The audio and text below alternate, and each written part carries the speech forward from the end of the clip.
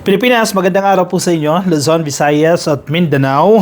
Sige, update tayo. Confirmed. Sabi pa, confirmed. Confirmed na po na lumabas ng bansa ang mag-ina. Pangalanan na natin si Senator Loren Legarda at si Congressman Leandro Leviste. Lumayas na po ng bansa August 2, 2026. Sabay po silang umalis ng bansa. Pero magkaiba ng flight. Uy, ka-coffee, ba't ka ba nangingialam?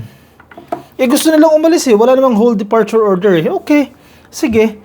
But you have to be reminded na si Kong Leandro Leviste, may pananagutan siya sa NBI. Kailangan niyang humarap dyan. Pinatawag siya. Tapos, i-Indianin niya. Sabi pa ng ilang netizens, kapag kami na ordinaryong Pilipino, kapag sinugpi na kami ng NBI, nanginginig kami sa takot. Haharap kami at haharap dyan sa NBI kasi NBI na mismo nagpatawag Authority ang NBI and you have to respect the institution. Pupunta ka. Kung may importante ka mang lakad, matatakot ka Diba? Pwede mong, sige, hahabol na lang ako kung Hong Kong lang naman yan. Mura lang naman pamasahe dyan Para kay Leandro Leviste, mura lang para sa kanya yan. Bilyonaryo siya Kasi sino ba naman, dumagdag siya ng extra 20,000 or 30,000. Puntahan niya yung pananagutan niya sa NBI. Wala tayong pakialam kung mag-travel siya kung saan mang bansa, kung saan mang parte ng mundo. Maglakbay siya, okay lang yan. Pero yung pananagutan niya sa gobyerno, gawin niya. Nasa Hong Kong daw po. Itong si Leandro Leviste. Pero yung nanay niya, nasa France.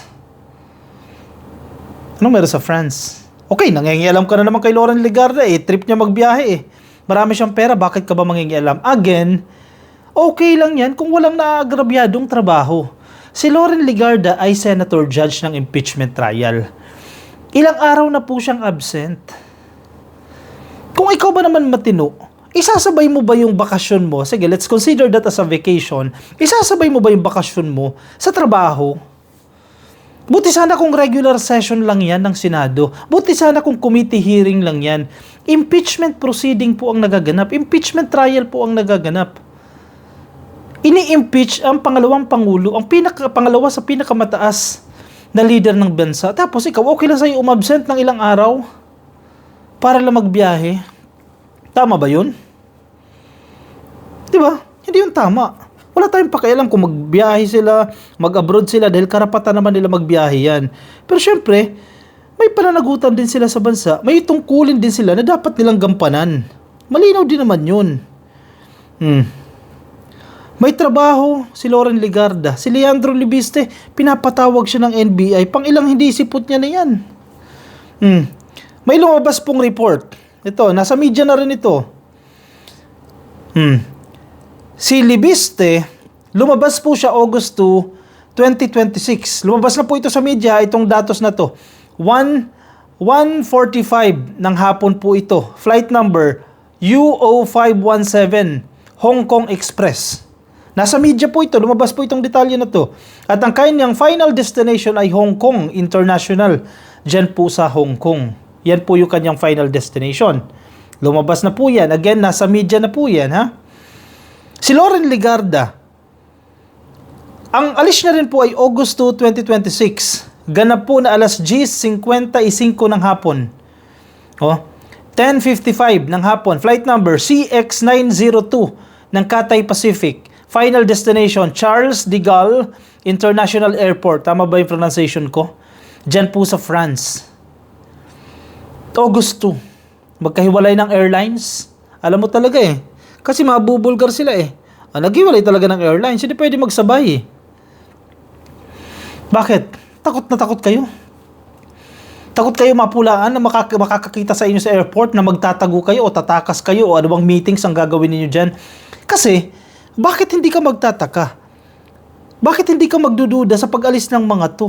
Kasi, tumaiming pa sa preliminary investigation na ginagawa po ng ombudsman laban sa kanila patungkol po dito sa issue ng prangkisa. Hindi po ito biro kasi posibleng plunder po ito. Again, posibleng plunder kasi nasa preliminary stage pa lang naman. Preliminary investigation. Tapos, kung kailan narinig ninyo na iimbestigahan kayo nasa preliminary stage na, bigla kayong magkakaripasan ng bansa. Ano yan, Zaldico style? Di ba? Yun ang nakakapagtaka. Yun ang nakakapagduda. Ano yung motibo ng pag-alis yun ng bansa nang walang pasabi? Kung ikaw, halimbawa, sige, takot kang pagdudahan ka ng taong bayan. Takot ka. Kasi ikaw, public figure ka, may pinapangalagaan kang imahe. Takot ka, baka isipin ng tao, magtatago na yan. Tatakasan niya yung accountability. Bakit patago kang aalis?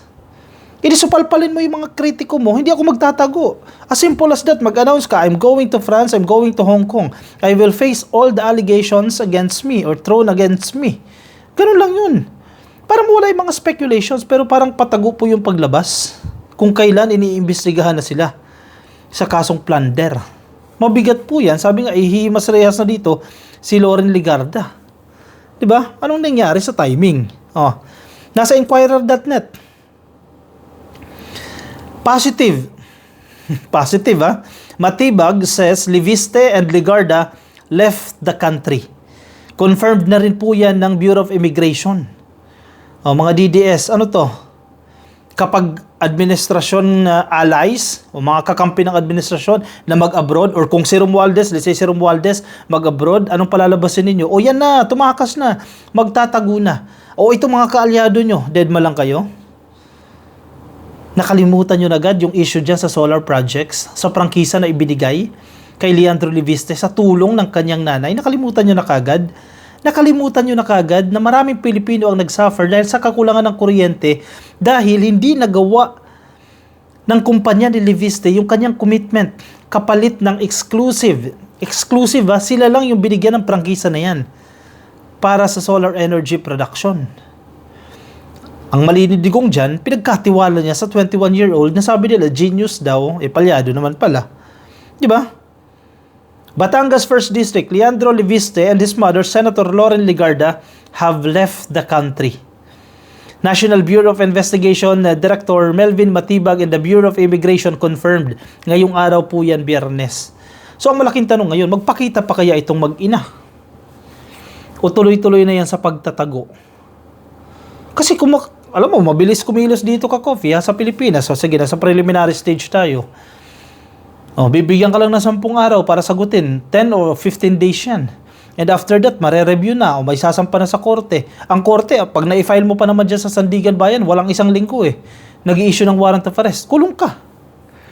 Gaya ng nangyari kay Jingoy Estrada. Kay Marcoleta. Ang bilis ng mga ruling, ang bilis ng mga decision. Unavailable yan Wala pa mang conviction, nakakulong ka dyan kasi bawal ka magpiyansa. Unless mag-apila ka at mag-grant ng korte, napayagan ka magpiyansa. So habang ongoing yung hearing, nasa loob ka. Siguro, ayaw ni Loren Legarda, hindi niya makikita yung kanyang sarili. Ito, pagtingin ko lang naman hindi niya makikita yung kanyang sarili na nakakulong. Ganon din si Leandro Leviste. Sa isip-isip niya, I am a billionaire. Hahayaan ko ba yung sarili ko na makulong ako? Again, mga speculation po ito na posibleng magtago na itong mag-ina. Dahil iniiwasan nila mangyari yung kagimbal-gimbal na sitwasyon. Kasi naman, bakit hindi nyo i-announce na mag-abroad kayo para mawala yung pangamba ng taong bayan? Kasi nga naman yung timing. Kung kailan iniimbestigahan kayo, saka kayo magkakaripas ng bansa. Lalabas ng bansa. Matibag said this after Leviste failed on Thursday, August 6 to comply with the subpoena that the NBI issued to him over allegations that he, along with former Congressman Jacinto Jing Paras, was involved in a honey trap plot targeting Executive Secretary Ralph Recto. Ibang usapin pa yan Yung kaso kay Ralph Recto, yung plano nilang i-frame up si Ralph Recto. Ibang kaso pa yan dyan sa solar energy project na yan. O daming kaso nito ni Leandro Leviste. He didn't appear because he traveled. He left. Matibag said over a radio interview ngayong araw po ng Biyernes. That's positive. He left. Actually, Senator Legarda also left, he emphasized. According to Matibag, the Bureau's records show that Leviste and Legarda both left the country on August 2 but on different flights. Talagang hindi nyo pa pinagsabay, pero ang nakarating sa akin na info, Hong Kong lang daw yan kasi parang ang nasa travel authority ibang bansa. Kasi yung style pala daw na ginawa ni Leviste dyan, parang style ni Sara Duterte at ni Pulong Duterte, na magre-request ka ng travel authority kasi kapag may travel authority ka, yun ang kinakailangan para palabasin ka sa immigration, di ba? Nag-request daw ng maraming bansa base sa impormasyon na nakarating sa atin, Maraming bansa pupuntahan. So, kung Hong Kong yung final destination kuno, posibleng from Hong Kong, lumipad niya ng Europe, magkita sila ng nanay niya dun. Sa France or kung saan man yan. Para ano? Anong binabalak ninyo? Oh, wag kayo magagalit sa amin na may mga spekulasyon kami kasi kayo nagtatago eh. Remember, government officials kayo. Public figures kayo. At sa kasagsagan ng investigasyon, lalabas kayo. So, entitled din kami na magbigay kami ng mga spekulasyon sa posible nyong gawin kasi maraming politiko na ganyan ang estilo. Maraming politiko na ganyan yung ginagawa. So, hindi nyo masisisi yung taong bayan na they will come up with that kind of speculation. Kasi sanay na ang tao eh. Gawain niya ng mga politiko eh. Na ayaw humarap ng accountability, magtatago.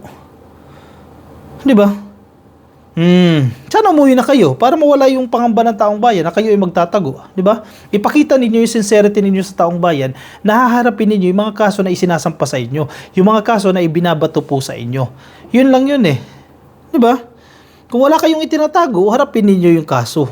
Eh kung may itinatago kayo, ayun na nga yan, baka magtatago na talaga kayo. Di ba? Anyway, sige. Antabayanan natin yung pagbabalik dyan ni Loren Legarda at ng kanyang anak na si Kong Leandro Leviste. Nga pala, nandito po tayo sa Ilocos Norte. Nandito po yung ating presidente dahil siya po ang nanguna. Pinangunahan niya po yung yung graduation ceremony, mass graduation ceremony ng TESDA scholars. Napakarami po niyan dito sa Lawag. And gusto ko lang din pong i-shoutout yung mga kaibigan natin, mga bago nating kaibigan sa National Irrigation Administration, sa NIA. Nako, ang gaganda pala ng mga solar-powered irrigation systems na meron dito sa NIA, no? Ang ginagawa nila, no? Noon kasi, malaki po yung bill na binabayaran nila sa kuryente para po mag-pump ng tubig. Ngayon, karamihan po, solar na. Nag-install na po sila ng mga solar panels, so malaki pong menos yan sa kanilang gastos. At i-shoutout ko na rin yung mga kaibigan natin dito sa Ilocos Norte, Irrigation Management Office, no? At of course, shout out din ako, isa pala itong ka-coffee, no? Si Miss Lovely. Ma'am Lovely, thank you po. Sabi po ng inyong may bahay na si Sir Lito de Vera, kayo daw po ay isang ka-coffee.